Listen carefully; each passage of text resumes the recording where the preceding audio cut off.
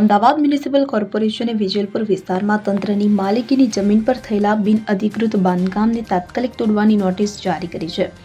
આ કાર્યવાહીથી સમગ્ર વિસ્તારમાં ખળભળાટ ફેલાયો છે. નાગરિકોમાં અમદાવાદ મ્યુનિસિપલ કોર્પોરેશનની કડક વલણ વિશે ચર્ચા ચાલી રહી છે. એએમસીએ જાહેર કરેલ નોટિસ અનુસાર ઇલેક્શન વોર્ડ નંબર 34 એટલે કે મક્તમપુરા 2માં સમાવિષ્ટ ટીપી સ્કીમ નંબર 1 વિજલપુરના ફાઇનલ પ્લોટ નંબર 142 પર આવેલી એમસીની જમીન પર અંદાજે 7.10 મીટર ગુણ્યા 3.57 મીટર જેટલા વિસ્તારમાં ground floor plus first floor plus second ફ્લોરનું બાંધકામ કરવામાં આવ્યું છે. આ બાંધકામ એએમસીના મંજૂરી વિના અને તેની માલિકીની જમીન પર થયું હોવાથી તે સંપૂર્ણપણે બિનઅધિકૃત છે.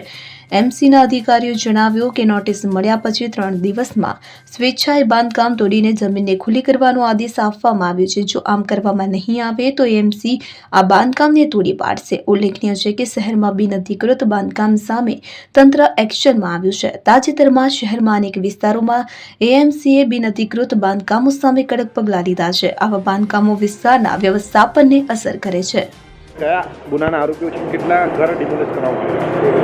ગઈ તારીખ 4/8/2025ના રાત્રિના સમયે એક ઠુકવા બાબતે પાડોશીમાં ઝઘડો થયેલ, જેમાં ઠુકવા જે સુફિયાન નામનો છોકરો છે એના ફરિયાદી એમના પિતા સફીભાઈ એમનો દીકરો સુફિયાન અહીંયા રમતો હતો અને એ બાબતે ઠુકવા બાબતે ઝઘડો થયો અને ઝઘડામાં આ આરોપીને મર્ડર કરવામાં આવ્યું, જેમાં કુલ 5 આરોપી અને એક મહિલા સહિત કુલ 6 આરોપીને અમે હસ્તગત કરેલ અને એરેસ્ટ કરવામાં આવે. હાલ આરોપીઓ જેલ છે, જેમાંના અત્યારે 3 આરોપીઓ છે, તારીક અને અયાન, જેઓના ઘરનું આજ ડિમોલેશન જે ગેરકાયદેસર બાંધકામ છે એનું કરવામાં આવેલું છે.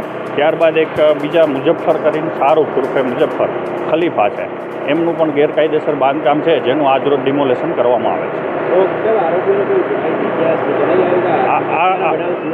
હત્યાના બનાવ સિવાય આરોપીના મારામારીના અગાઉના ગુના છે અને હત્યાનો ગુનો છે એ તો એક ગંભીર એક જ છે, બાકી બધા છે એ મારામારીના ગુના છે. રુસ્તમ શેખ સાથે CN24 ન્યૂઝ અમદાવાદ.